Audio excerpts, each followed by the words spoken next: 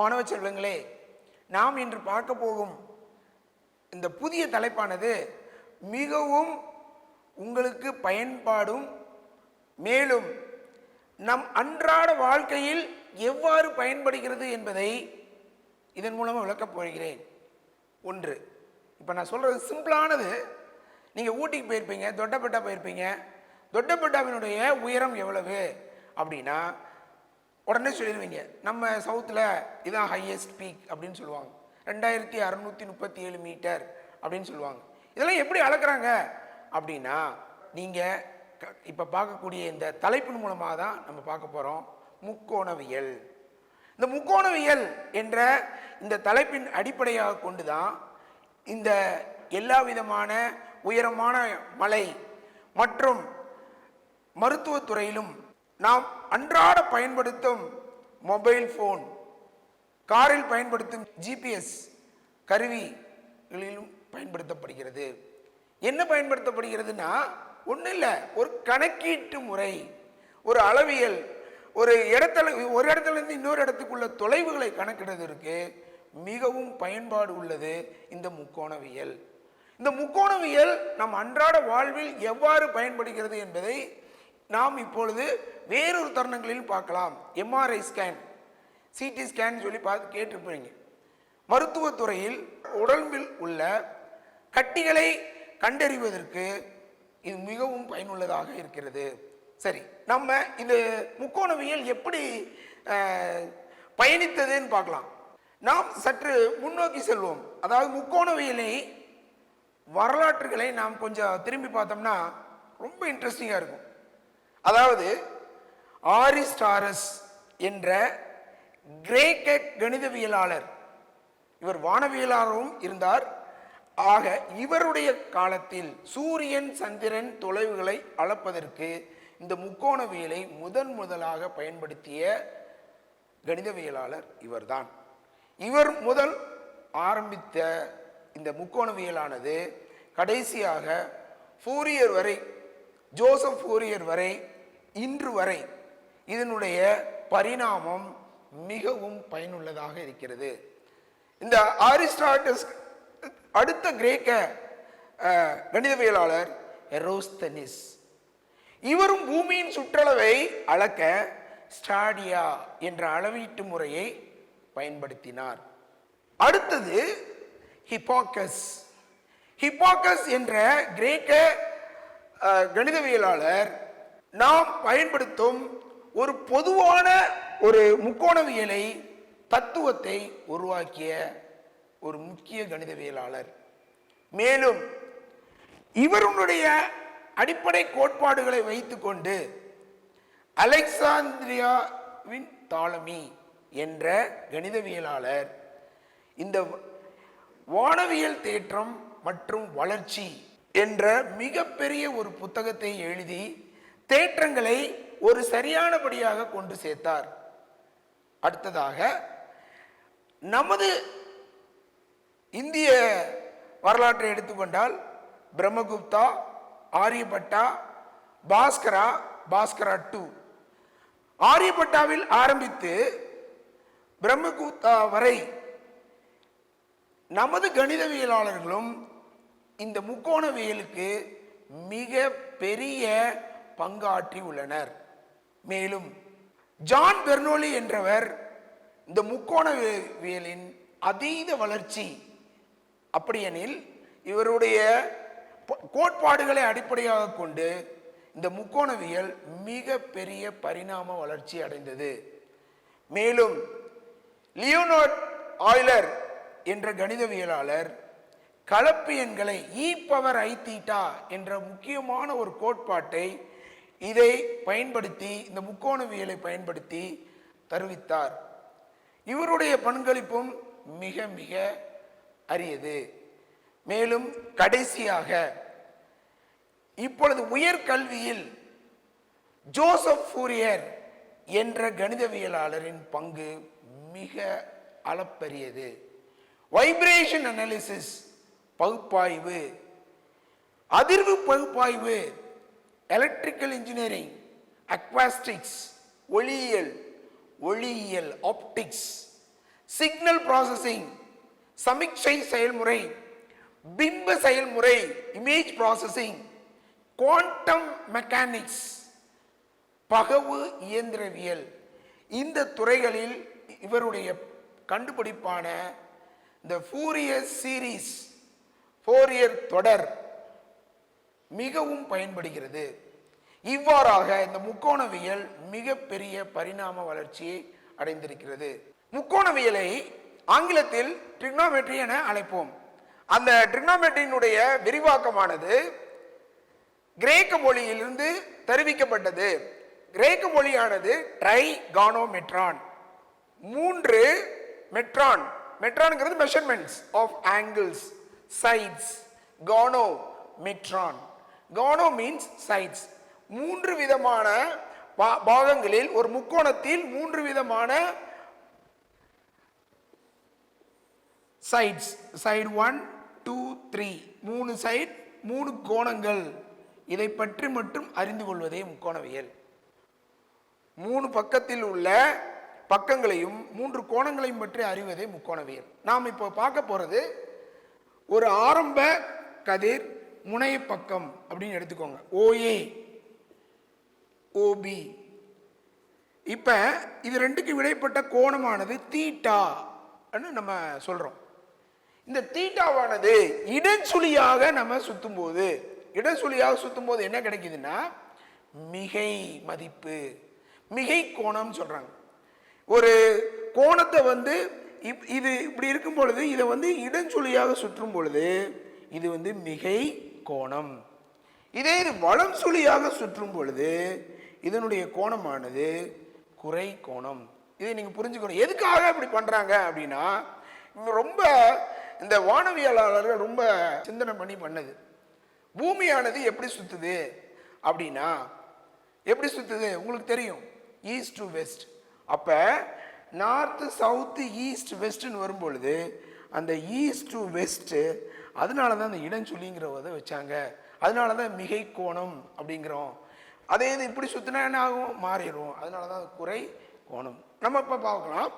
இப்போ இந்த முக்கோணவியலின் அடிப்படை அளவீட்டு அமைப்பு முறைகளை பற்றி நம்ம பார்க்க போகிறோம். ஒன்று வந்து செக்ஸாடெசிமல் சிஸ்டம், சென்டிசிமல் சிஸ்டம், சர்க்குலர் சிஸ்டம். என்னங்க சார் அப்படின்னா, இந்த செங்கோண முக்கோணத்தில் இந்த ஒவ்வொரு பாகையானது 60 சம பாகங்களாக பிரிக்கப்பட்டு அவை ஒவ்வொன்றும் கலைகள் என அழைக்கிறோம்.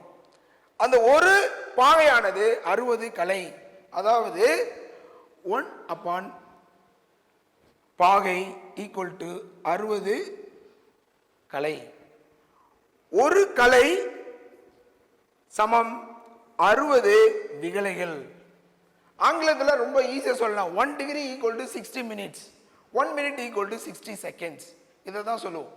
இது வந்து என்னது, செக்ஸாடெசிமல் சிஸ்டம். சென்டிசிமல் சிஸ்டம், அதே செங்கோண முக்கோணத்தை 100 சமபாகங்களாக பிரித்து அதற்கு அளவீட்டை வந்து என்ன குறிப்பாங்கன்னா தரம் சொல்லுவாங்க. இதற்கு அளவீடு என்ன, பாகை அல்லது டிகிரி. சென்டிசிமல் சிஸ்டத்தில் அதனுடைய அளவீடு என்னதுன்னா தரம் அல்லது கிரேட். ஆங்கிலத்தில் கிரேட், தமிழில் தரம். அதை எப்படி சொல்லுவாங்க அப்படின்னு பார்த்தா, ஒரு கிரேட் இதுவும் அதே மாதிரி தான். எப்படி எடுக்கிறாங்கன்னா, இதுல வந்து ஒவ்வொன்றும் என்ன மாதிரி பண்றாங்க அப்படின்னு பார்க்கும்பொழுது 100 100ஆக பிரிக்கிறாங்க. 100 கலைகள், ஒரு கலை ஈக்குவல் டு 100 விகலைகள் சொல்றாங்க. இது வந்து சென்டிசிமல் சிஸ்டம். அடுத்தது வட்டமுறை அமைப்பு என்பது ஒரு வட்டத்தின் ஆரமும் வட்டத்தின் நீளத்தையும் அடிப்படையாக கொண்டு அளவிடப்படுகிறது.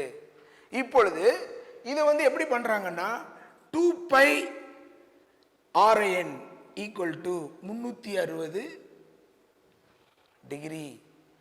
அப்ப பை ரேடியன் அல்லது pi RN equal to 180 degree. இவ்வாறாக கணக்கிடுறாங்க. இதுதான் வந்து வட்டமுறை அமைப்பு. அடுத்ததாக நாம் என்ன செய்ய போறோம்னா, இந்த முக்கோணத்துக்கு ஒரு அடிப்படை கூறுகளை உருவாக்குறாங்க. ஒரு ஒத்த கோணங்கள் என்ன? இரண்டு அடுத்தடுத்துள்ள பக்கங்கள் கோணங்கள் சமமாக இருந்தால் ஒத்த கோணங்கள் எப்படி இருக்கும் அப்படின்னா, இங்க பாருங்க, இது ரெண்டும் சமம். ஒத்த கோணங்கள் அதாவது இரண்டு கோணங்களும் இந்த மாதிரி இருக்கும் பொழுது சமமான கோணங்களாக அமைகிறது. மேலும் ரெண்டு, இப்ப இன்னொன்னு எடுத்துக்கலாம், இப்படி இருக்குன்னு வச்சுக்கோங்க. இப்ப ஒரு செங்கோணத்துல இரண்டு கோணங்களின் கூடுதல், இது ஒரு கோணம், இது ஒரு கோணம், இது ரெண்டு கோணங்களின் கூடுதல் நிரப்பி கோணங்கள் அப்படிங்கிறாங்க. இன்னொன்னு என்ன பண்றாங்க, ஒரு 180 டிகிரி எடுத்துக்கோங்க. 180 டிகிரியை ரெண்டா பிரிச்சும் போது இது ஒரு கோணம், இது ஒரு கோணம், அப்படி இதுக்கு பேரு மிகை நிரப்பி கோணங்கள் அப்படின்னு ஒரு அளவீடு ஒரு டிஃபைன் பண்ணிடுறாங்க. இப்படிதான் வரையறை அப்படின்னு சொல்லி. ஆக இந்த வரையறைக்கு உட்பட்டு அனைத்து கணக்குகளுமே நிரம்பி இருக்கின்றன. ஆக நீங்கள் இதை தெரிஞ்சுக்கிட்டீங்கன்னா தான் கணக்குக்கு போகும்போது எளிமையாக இருக்கும். அடுத்தது நம்ம என்ன செய்ய போறோம்னா, இப்ப கோணங்கள் இப்ப முதல்ல பார்த்தது என்னது? நம்ம பார்த்தது ஒத்த கோணங்கள், நிரப்பி கோணங்கள், மிகை நிரப்பி கோணங்கள். அடுத்து என்னது? இணையிய கோணங்கள். இணையிய கோணங்கள் என்ன அப்படின்னா, ஒரு வட்டம் இருக்கு. அந்த வட்டத்தில் அந்த கோணம் ஆரம்பிக்கிறதுலேருந்து முடிகிற வரைக்கும் நான் சொன்ன இடைச்சுழியாக தான் இருக்கணும். அந்த இதுக்கு பேர் என்னது? இணையிய கோணங்கள். அது டோட்டலாக அதனுடைய கோணங்கள் ஏதேனும் இரண்டு கோணங்கள் எடுத்துக்கோங்க. இப்போ இப்படி இருக்கக்கூடிய மொத்த மதிப்பு 360னா நான் இப்படி ஒன்று எடுத்துக்கிறேன்னு வச்சுக்கோங்க. இதுக்கு தீட்டானா இதுக்கு 360 மைனஸ் தீட்டா. ஆக இரண்டுக்கு சேர்த்தோம்னா அதுக்கு பேர் இணையிய கோணங்கள் என்னன்னு சொல்லி முடிச்சிடுறாங்க. ஸோ இதை வச்சு தான் நீங்கள் முன்னாடியே பார்த்த முக்கோணவியலில் 10th படிச்சிருக்கிறீங்க. சைன் தீட்டானா என்ன? எதிர்பக்கம் பை கர்ணம். காஸ் தீட்டானா என்ன? அடுத்துள்ள பக்கம் பை கர்ணம். டான் தீட்டானா என்ன? எதிர்பக்கம் பை அடுத்துள்ள பக்கம் அப்படின்னு நீங்கள் படிச்சிருப்பீங்க.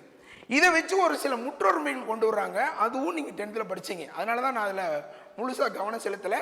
ஆனாலும் அந்த ஒரு ரீகால் மட்டும் பண்ணுறோம், அவ்வளோதான். அதனுடைய முற்றொருமைகள் என்னென்ன? Sine square theta plus cos square theta equal to 1, 1 plus tan square theta equal to secant square theta, 1 plus cot square theta equal to cosecant square theta. இந்த முற்றொருமைகளின் அடிப்படையிலே அனைத்து விதமான கணக்குகளையும் நாம் பார்க்க செல்லலாம்.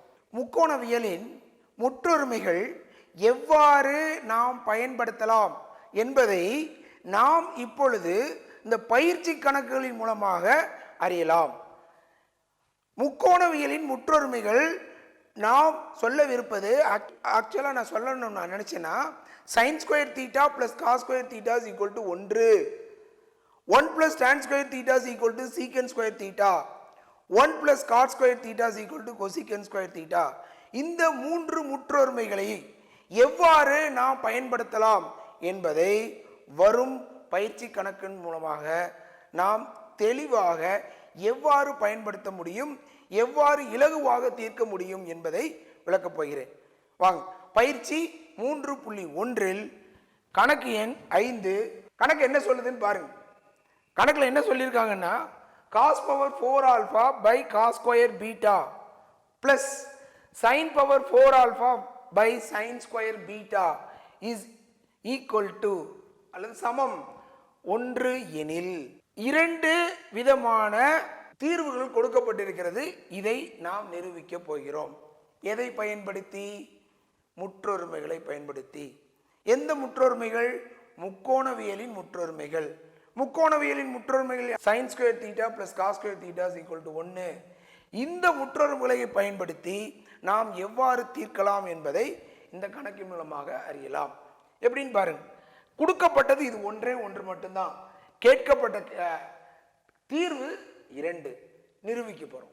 எப்படி பண்ணலாம்னு பார்க்கலாமா? cos பவர் 4 ஆல்பா அப்படியே எழுதிக்கோங்க. cos power 4 alpha by cos square beta plus sin power 4 alpha by sin square beta is equal to அல்லது சமம் 1 அப்படின்னு கொடுத்துருக்குறோம். எப்பயுமே ஒரு அடிப்படை கணிதம் என்ன? a by b plus c by d. என்ன செய்வீங்க? கீழே இருக்கக்கூடிய எண்களை என்ன பண்ணுவோம்? நம்ம மீசிமா கண்டுபிடிப்போம். அதுதான் ஒரு சாதாரண 2/3 + 3/4 என்ன செய்வீங்க? 3க்கு 4க்கு எடுப்போம். அதே மாதிரி இங்கே cos square alpha by cos square beta sin power 4 alpha by sin square beta ன்னு 4 விதமான வெவ்வேறு விதமான முக்கோணவியலின் விகிதங்கள் கொடுக்கப்பட்டிருக்கிறது. இதை நம்ம எப்படி பண்ணலாம் அப்படின்னா, இங்கே பாருங்க, இது ரெண்டையும் பெருக்கிக்கோங்க. எப்படி பெருக்கணும்? cos square beta sin square beta. குறுக்கு பெருக்கல் பெருக்கும். குறுக்கு பெருக்கல் பெருக்கினா என்ன வரும் அப்படின்னா, cos power 4 alpha into sin square beta. இதை இங்கே பெருக்கிட்டேன், ப்ளஸ் போட்டு இதை எழுதிக்கோங்க. sin power 4 alpha into cos square beta is equal to என்ன கொடுத்துருக்காங்க? 1. வலதுபுறம் வந்துருச்சா? இப்போ என்ன செய்வோம் அப்படின்னா, இது குறுக்கு பெருக்கல் பெருக்கும். இந்த 1ஐயும் cos square beta sin square beta குறுக்கு பெருக்கல் பெருக்குங்க. பெருக்கும் பொழுது என்ன வரும்? cos power 4 alpha sin square beta plus sin power 4 alpha cos square beta is equal to, இது குறுக்கு பெருக்கல் பெருக்குங்க. பெருக்கும் பொழுது என்ன கிடைக்குது? cos square beta sin square beta. இவ்வாறா கிடைச்சிருக்கு. இப்போ நான் என்ன செய்ய போகிறேன்? இப்போ ரெண்டுமே, அதாவது cos sin எல்லாத்துலேயுமே ஒரு கலவையாக வந்திருக்கு. நம்ம எல்லாமே ஒரு யூனிஃபார்மாக கொண்டு வந்தோம்னா சரியாக இருக்கும். ஒன்று காசாக கொண்டு வாங்க, இல்லை சைனாக கொண்டு வாங்க, எதை வேணாலும் செய்யலாம்.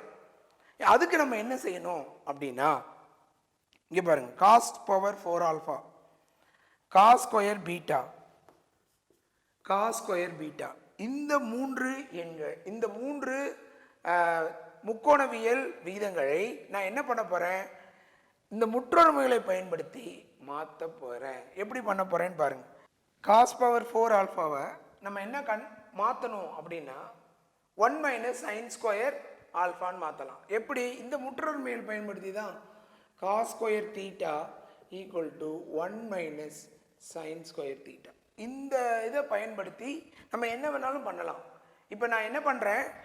இப்போ cos power 4 alpha இதை என்ன பண்ணணும் அப்படின்னா, cos square alpha whole power 2ன்னு போட்டுக்கலாம்.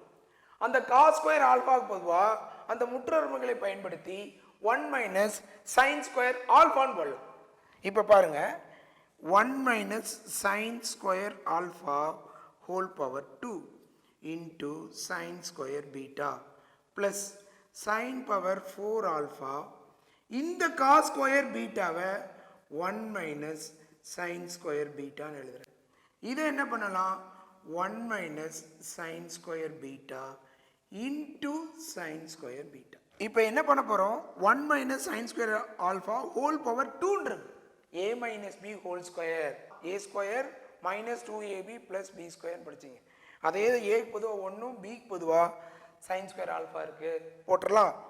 1 - 2 sin square alpha plus sin power 4 alpha bracket போட்டு sin square beta plus, இதில் அந்த மாதிரி எதுவுமே இல்லை, அதனால் டைரெக்டாக இவ்வாறாக பெருக்கலாம். sin power 4 alpha minus sin power 4 alpha into sin square beta. இந்த வலது பக்கத்தை இங்கேயே எழுதிடுறேன். 1 into sin square beta, அப்போ sin square beta minus sin square beta into sin square beta sin power 4 beta. இப்போ இந்த ப்ராக்கெட்டை ரிமூவ் பண்ணுறதுக்கு sin square betaவால் பெருக்கணும். பெருக்கினா என்ன வரும்? 1 into sin square beta. இந்த sin square alphaவும் sin square betaவும் பெருக்கினா 2 into sin square alpha sin square beta plus, இதை பெருக்குங்க, sin power 4 alpha sin square beta. நல்லா கவனிச்சு எழுதணும். plus sin power 4 alpha minus, நல்லா கவனிச்சு எழுதுங்க, sine power 4 alpha into sine square beta equal to என்ன இருக்குன்னு பாருங்க, sine square beta minus sine power 4 beta. இங்க பாருங்க, இதுல இருக்கக்கூடிய பொதுவான உறுப்புகள் என்னென்ன இருக்குன்னு பாருங்க.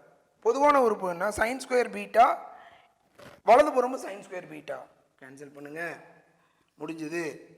அடுத்த ரெண்டாவது உறுப்பு என்ன இருக்கு, -2 sine square alpha sine square beta எங்கேயுமே இல்லை, விட்டுருங்க. அடுத்து பாருங்க, மூன்றாவது உறுப்பு sine power 4 alpha sine square beta.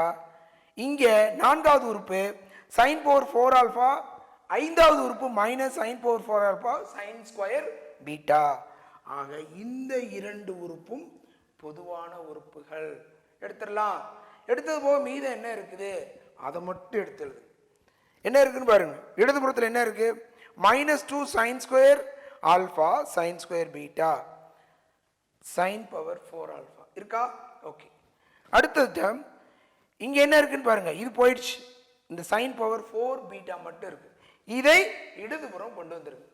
இடதுபுறம் கொண்டு வந்தா என்ன வரும் அப்படின்னா, இங்க பாருங்க சைன் பவர் 4 ஆல்ஃபா இருக்கு, சைன் பவர் 4 பீட்டா வலதுபுறத்தில் மைனஸ் ஆயிருக்கு, இடதுபுறம் வரும்போது பிளஸ் ஆயிரும். அவ்வாறு எழுதும் பொழுது சைன் பவர், இதை எழுதுறேன் முதல்ல, இங்க பாருங்க சைன் பவர் 4 ஆல்ஃபா, இதை எழுதுறேன் பிளஸ் சைன் பவர் 4 பீட்டா. இந்த டேர்ம் மட்டும் தான் விட்டு போயிருக்கு.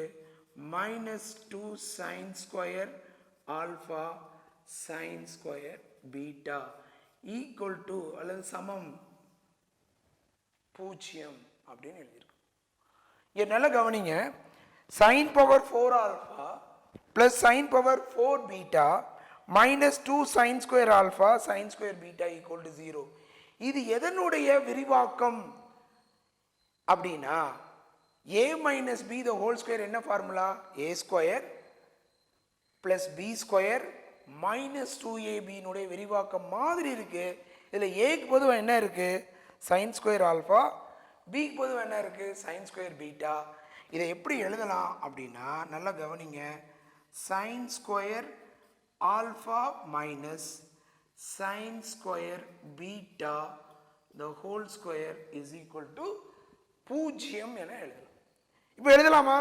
எழுதி முடிச்ச பின்னாடி என்ன பண்றோம் அப்படிங்கிறத பார்த்தீங்கன்னா, நல்லா கவனிங்க, sine square alpha minus sine square beta whole square is equal to 0னா இதை திரும்பி நம்ம எழுதும் பொழுது இவ்வாறாக எழுதலாம், sine square alpha minus sine square beta equal to 0 இவ்வாறாகவும் எழுதலாம்.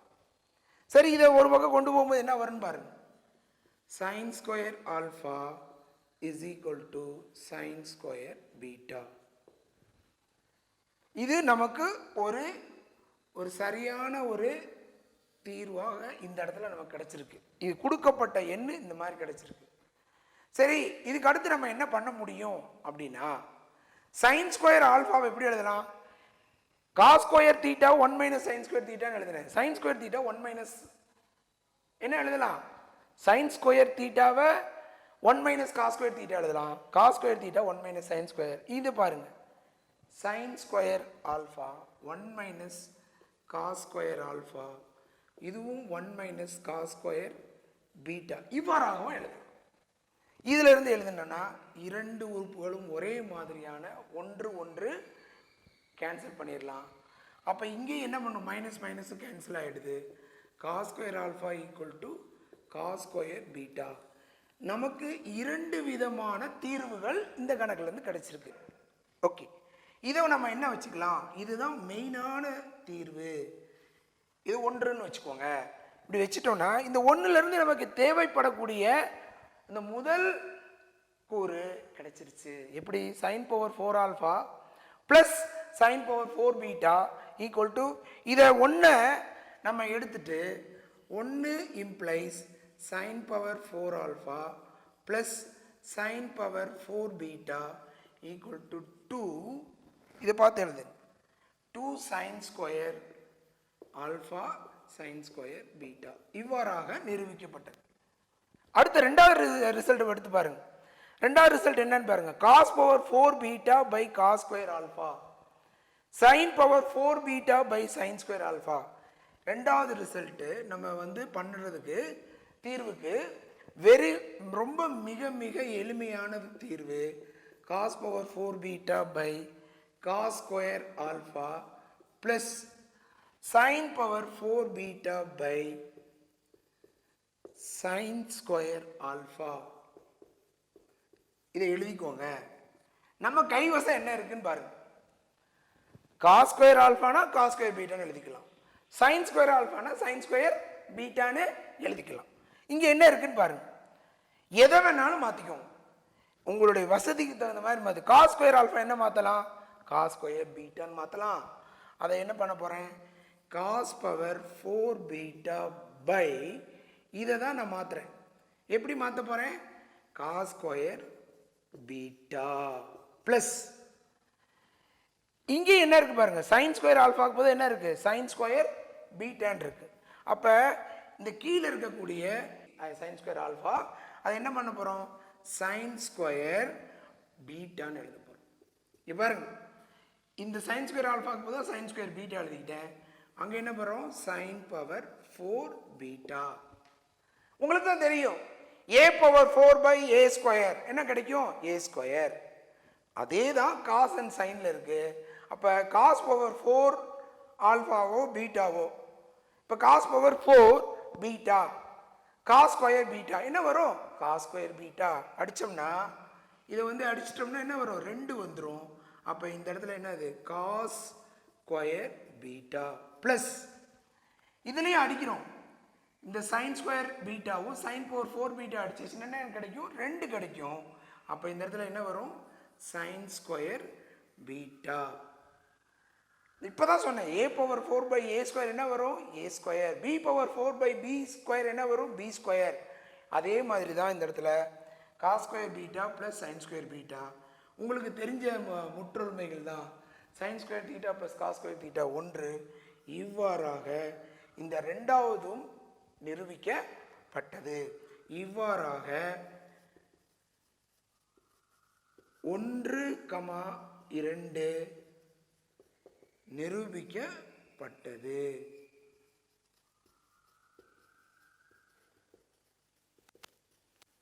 அப்ப எவ்வளவு எளிமையா இருக்குன்னு பாருங்க. ஒரே ஒரு முற்றொருமைகள் தான், ஒன்று சின்ன சின்ன இயற்கணித கோர்வைகளை நீங்கள் சேர்த்து இவ்வாறாக இந்த மாதிரி கடினமான கணக்குகளை கூட எளிமையான முறையில் தீர்க்கலாம்.